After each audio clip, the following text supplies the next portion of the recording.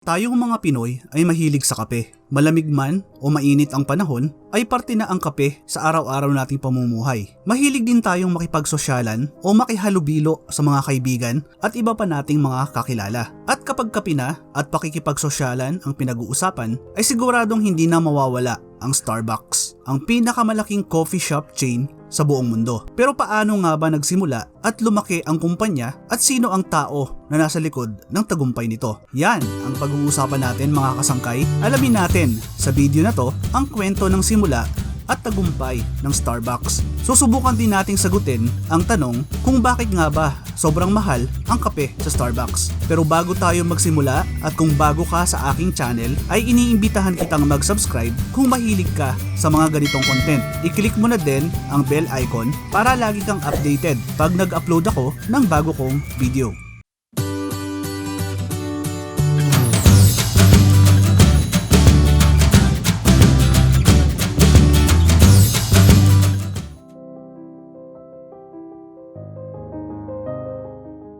Siya si Howard Schultz, ang kasalukuyang chairman emeritus ng Starbucks. Siya din ang tao na kilala sa likod ng tagumpay ng kumpanya. Pero marami ang nagkakamali at nag-aakala na siya ang founder nito.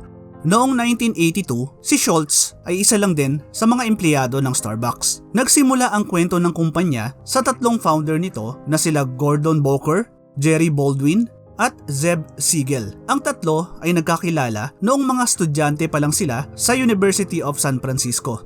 Ang writer na si Gordon Boker ang unang nakaisip na magtayo ng tindahan ng kape matapos nitong mapansin na marami ang bumibili ng mga kape na dala niya galing sa Canada. Inimbitahan niya ang dalawang kaibigan na kapareho niya ay mahilig din sa kape na simulan ang naiisip niyang negosyo. Maliban sa pagkahilig sa mga premium coffee, naging inspirasyon din ng tatlo si Alfred Pitt, ang founder ng Pitt's Coffee at itinuturing na nagsimula ng coffee revolution sa Amerika. Itinuro nito sa kanila ang sekreto kung paano siya magluto ng mga coffee bean. Para naman sa pangalan na magiging tindahan nila ay naging inspirasyon nila ang karakter sa librong Moby Dick na si Starbuck, ang first mate ng barkong Pequod. Ang tatlo din ang nakaisip na ngayon ay iconic na mermaid logo. At noon ngang March 31, 1971 ay binuksan ng tatlo ang kauna-unahang Starbucks sa Seattle, Washington.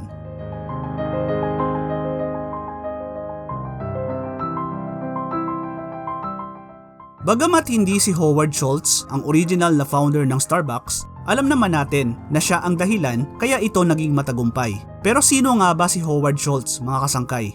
Ipinanganak noong 1953 sa Brooklyn, New York, si Schultz ay nanggaling sa mahirap na pamilya. Ang kanyang ama na si Fred ay isang truck driver hanggang sa maaksidente ito at hindi na makapagtrabaho. Matinding hirap ang naranasan ng batang Schultz dahil na din sa pinansyal na problema ng kanilang pamilya. Ang kanyang ina na si Elaine ang nagbibigay sa kanya ng lakas ng loob na balang araw ay magtatagumpay siya at makakaahon sa hirap. Dahil sa hirap ng buhay ay humanap si Schultz ng mga bagay na paglilibangan at ang sports na basketball at football nga ang naging paraan niya para matakasan ang mga problema sa pamilya. Nag-enroll siya sa Northern Michigan University at umaasang makakapasok bilang football scholar. Ngunit hindi ito nangyari at kailangan niyang bayaran ang pag-aaral sa pamamagitan ng mga student loans at part-time jobs. Sa sobrang hirap ng napagdaanan niya ay dumating sa puntong kailangan niyang magbenta ng dugo para lang magkaroon ng pera. Nagbunga ang lahat ng pagsisikap niya noong 1975 nang siya ang maging kauna-unahang college graduate sa kanilang pamilya.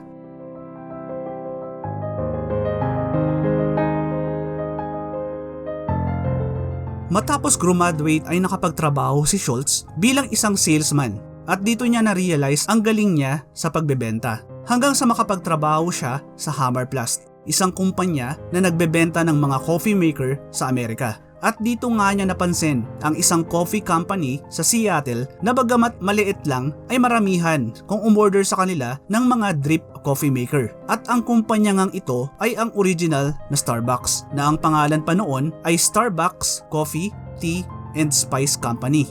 Naintriga si Schultz kaya nagdesisyon nga itong pumunta sa Seattle at bisitahin ang tindahan. Ang tindahan ay nagbebenta lang ng mga coffee beans pero minsan ay gumagawa din ng kape para matikman muna ng mga customer. At nang matikman nga ni Schultz ang kape ng Starbucks ay masasabi nating na in love agad ito. Hindi lang sa kape kundi maging sa mismong tindahan. Ayon nga sa kanya ay alam niyang nakita niya na ang kanyang tahanan nang unang bumisita siya sa Starbucks. May nakita siyang kakaiba sa tindahan at dahil dito ay nagdesisyon siya na kailangan niyang makapasok at maging parte nito. Kinausap niya ang may-ari at noon ngang 1982 ay nakapasok siya bilang director ng retail operations at marketing para sa kumpanya.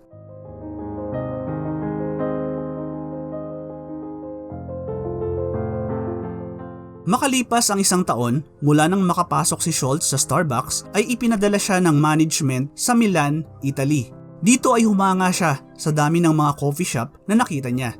Ibang-iba din ang kultura ng pagkakape dito kung saan ay mas personal ang experience ng mga customer. Ang mga tao ay masaya at komportableng nagkakape habang nakikipag-usap sa isa't isa. Ang mga barista mismo ang gumagawa ng kape at tinatawag ang pangalan ng customer kapag tapos na itong matimpla. May kakaibang romantic atmosphere ang mga coffee shop sa Italy na talaga namang nagpahanga kay Schultz. Matapos ang isang linggo sa Italy ay kumbinsido na siya na nakita niya na ang magiging future ng Starbucks. Sa kasamaang palad ay hindi ganoon kakumbinsido ang mga may-ari ng kumpanya. Bagamat pinayagan siyang magtayo ng isang coffee shop na naging matagumpay naman ay hindi pa din nakikita ng mga may-ari ng Starbucks ang future ng kumpanya bilang coffee shop. 1985 nang dismayadong umalis si Schultz sa Starbucks at gusto niyang patunayan na maganda ang kanyang ideya. Nagdesisyon siyang magtayo ng sarili niyang cafe na tinawag niyang El Giornale. Naging matagumpay naman ito at lumaki sa 3 shop. Pero hindi pa din malimutan ni Schultz ang Starbucks. Meron sigurong kakaibang dating sa kanya ang mermaid logo na gusto niyang balik-balikan.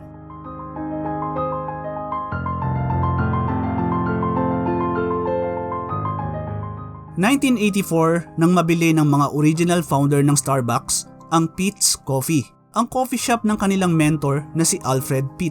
Dahil dito ay mas naging focus nila ang Peet's Coffee kesa sa Starbucks. At nang magkaroon nga sila ng problemang pinansyal noong 1986 ay nagdesisyon silang ibenta na ang lahat ng pag-aari nila sa Starbucks. At isang tao lang ang pumasok sa isip nila na pagbentahan ito.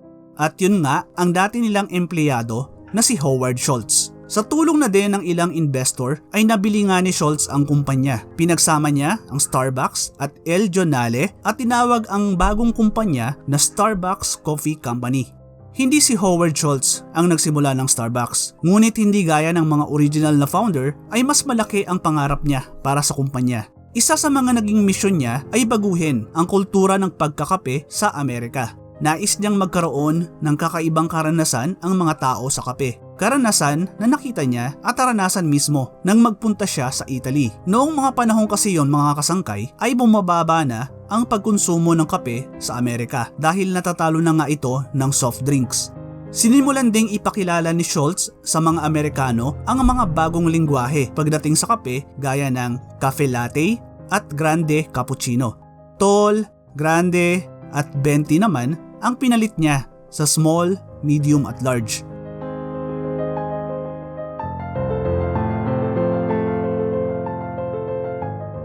Isa sa mga naging sugal ni Schultz ay ang pagpresyo niya ng mataas sa mga kape ng Starbucks. Alam naman natin na may kamahalan talaga ang mga kape dito. Sa totoo lang ay bilang na bilang sa daliri ang pag-inom ko ng kape sa Starbucks. Maliban sa pagiging kuripot ay hindi talaga ako sanay uminom ng mamahaling kape. 3-in-1 lang sa akin ay ayos-layos na. Pero hindi naging hadlang ang mataas na presyo upang magtagumpay ang Starbucks. Sa totoo nga ay nakatulong pa ito sa mabilis na paglaki ng kumpanya. Pero bakit nga ba mahal ang kape sa Starbucks mga kasangkay? Bago ko sabihin ang mga tingin kong dahilan ay gusto ko lang malaman nyo na ito ay personal na opinion ko lang. Kung may nalalaman pa kayong mga dahilan ay i-comment nyo lang sa baba.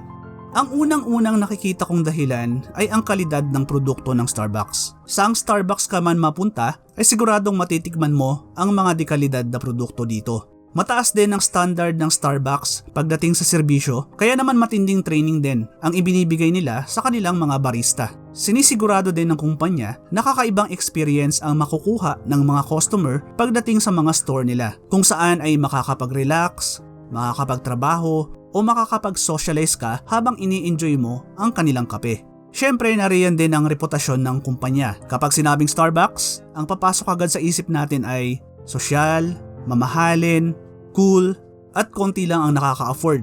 Dito nga sa bansa natin ay parang status symbol na kapag meron kang kape ng Starbucks. Kaya kapag magse-selfie ay dapat laging kita ang logo ng Starbucks. Kapag may Starbucks tumbler ka naman ay parang ang yaman ng datingan mo. Kahit sa totoo lang ay 3-in-1 lang naman ang laman nun. At syempre, hindi mawawala ang maalamat na Starbucks planner na talaga namang kinababaliwan at pinipilahan ng ilan nating mga kababayan na ang iba ay ginagawan pa nga ng unboxing video at ina-upload sa YouTube.